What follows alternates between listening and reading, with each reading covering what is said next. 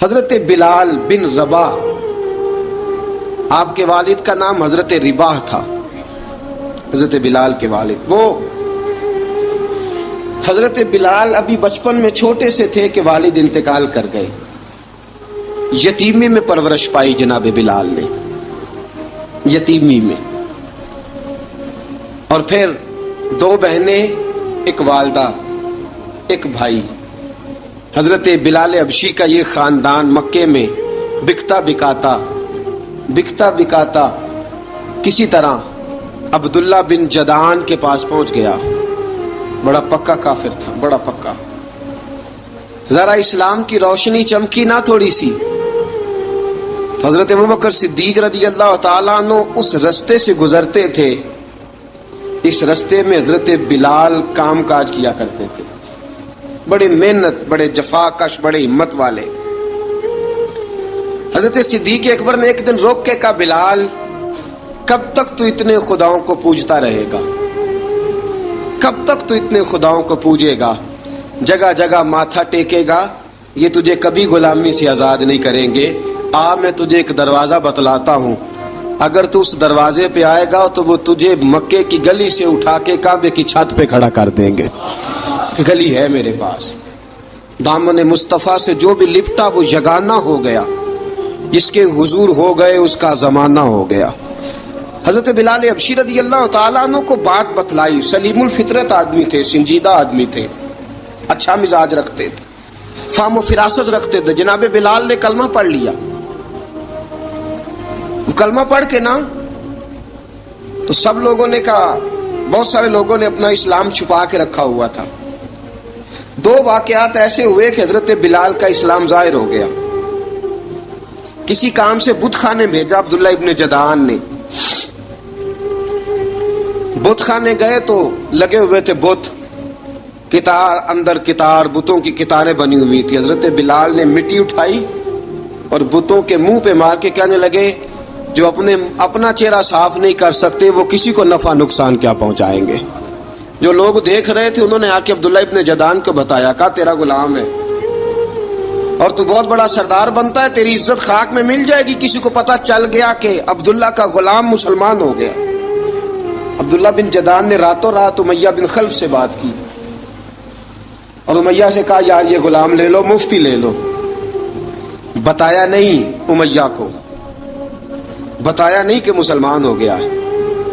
امیہ نے لے لیا۔ امیہ بڑا سخت آدمی تھا، بڑی طبیعت میں سختی پائی جاتی تھی، اللہ اکبر، لیکن یہ محبت اور عشق یہ چھپائے چھپتے نہیں، اور مسلمان اپنے اسلام کا اظہار کیے بغیر رہ سکتا۔ ایک واقعہ اور رونما ہو گیا، حضرت بلال پھر ظاہر ہو گئے۔ ہوا کیا؟ حضرت عمار بن یاسر رضی اللہ تعالیٰ عنہ، مکے کے سارے کافر کٹھے ہو کے ایک غریب آدمی کو مار رہے ہیں، غریب آدمی کو۔ جب اندر انسان کے چور ہوتا ہے تو بڑا سے بڑا آدمی بھی بزدل ہو جاتا ہے۔ جب اندر چور بیٹھ جائے نا تو بڑے سے بڑا آدمی بزدل ہو جاتا ہے، اور جب اندر صفائی ہو تو غریب سے غریب آدمی بھی بہادر ہو جاتا ہے۔ حق پہ ہونا چاہیے، سچا ہونا چاہیے، پھر بہادر ہو۔ حضرت عمار بن یاسر رضی اللہ، ایک غریب آدمی، مکے کے سارے سردار مکے کے چوک میں کٹھے ہیں اور ایک دیوار کے ساتھ کھڑا کیا ہوا ہے حضرت عمار بن یاسر کو، اور کوڑے مار رہے ہیں، زور زور سے کوڑے حضرت عمار بن یاسر رضی اللہ تعالیٰ عنہ کے بدن پہ لگتے ہیں، وجود لہو لہان ہے۔ حضرت عمار بن یاسر کو پتا تھا کہ بلال بھی مسلمان ہو گئے، لیکن ان کا خیال تھا کہ یہ کسی کو بتلائیں نہ تو ہی بہتر ہے۔ امیہ بن خلف آیا، سخت دھوپ تھی، جب کوڑے مار مار کے تھک گیا نا، ابو جال نے بھی مارا، ابو لہب نے بھی مارا، ابو سفیان نے بھی مارا، ابو البختری نے بھی مارا، اخنس بن شلیق نے بھی مارا۔ امیہ بن خلف کی باری آئی تو تھک گیا نا مار مار کے، اسے پتا تھا کہ بلال بڑا سخت آدمی ہے، جو کام بھی کہو بلال کر دیتا ہے۔ امیہ نے کہا بلال سے، کہا بلال ادھر آ۔ حضرت بلال گئے، کہا یہ کوڑا پکڑ اور اس کو مار۔ جناب بلال نے کوڑے کی طرف دیکھا، پھر حضرت عمار کی طرف دیکھا۔ جناب عمار نہ دیوار سے ذرا آگے ہوئے تھوڑے سے، कांपती टांगों के साथ थोड़े आगे हुए और हजरत बिलाल के कान में कहने लगे, यार 2-4 कोड़े मार ले, मेरा क्या है, मुझे तो मार पाड़ी रही है ना, चल तू ना अब इजहार ना कर बैठना, 2-4 कोड़े मार ले। हजरत सैयदना बिलाल हबशी ने नजर उठाई, जब पता हो ना कि सामने आग है उसमें कूदना बड़ा मुश्किल काम है, जब पता हो ना सामने दरिया है उसमें छलांग लगाना बड़ा मुश्किल है, मौत नजर आ रही हो तो उस तरफ कदम उठते नहीं। हजरत बिलाल को पता था ये सारे इकट्ठे हैं और मुझे भी मारेंगे, कोड़ा दिया है और इस्लाम इजाजत देता है रुखसत की। आपकी गनपट्टी पे किसी शख्स ने पिस्टल रख दिया और उसने कहा कहो कि मैं काफिर हूं तो इजाजत है, कह दो, जान बचाओ, इस्लाम इजाजत देता है। लेकिन सैयदना बिलाल, हजरत बिलाल रदी अल्लाह ताला अन्हु, हजरत बिलाल हबशी रदी अल्लाह ताला अन्हु ने हजरत अम्मार बिन यासर ने कहा, यार तू 2-4 कोड़े मार ले लेकिन अपना आप बचा। हजरत बिलाल कहने लगे ठीक है, हजरत बिलाल कहते ठीक है, मैं 2-4 कोड़े मार लेता हूं लेकिन अपना आप बचा लेता हूं। अब जल्दी से उमैया बिन खलफ चिल्लाया, कहने लगा तुझे कहा कोड़ा मार, पकड़ कोड़ा।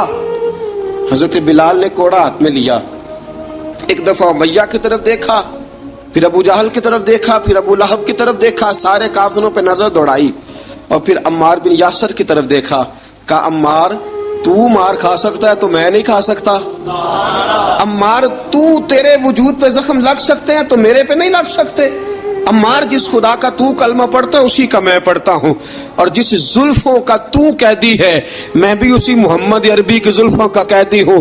अब देख जरा मिल के मार खाने में क्या मजा है, जरा देखते हैं, जरा इकट्ठे होके जुल्म सहने में क्या लुत्फ आता है।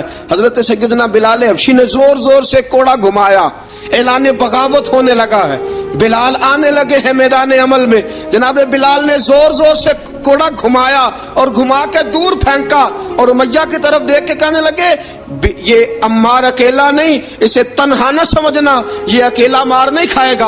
अशहदु अल्ला इलाहा इल्लल्लाहु व अशहदु अन्ना मुहम्मदन अब्दुहु व रसूलुहु। फरमाया तैयारी करके निकलो, अब अम्मार अकेला मार नहीं खाया करेगा, जब अम्मार मार खाएगा तो इसके साथ हिस्सादारी करने बिलाल भी आया करेगा।